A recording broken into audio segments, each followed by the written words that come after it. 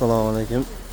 Hurmatli obunachilar, mana xudo xolasa soatimiz kechki 7 ga qaramasdan ishiga sodiq ishchimiz mana ishlashda davom etyapti. Shu akamiz qolgan xolos.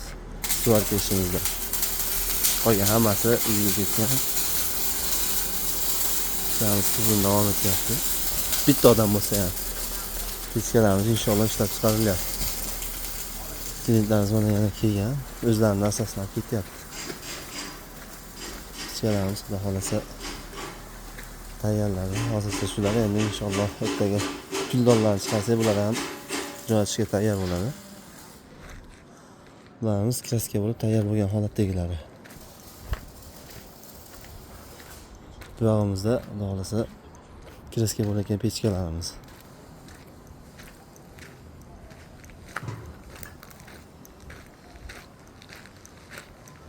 Kraskaga qo'yib qo'yilgan pechkalardan bular ham xudo xolasa kraskasi davom etyapti inshaalloh.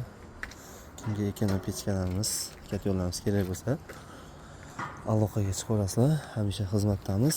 Iloji boricha tezroq va qulay yetkazib berishga harakat qilamiz inshaalloh.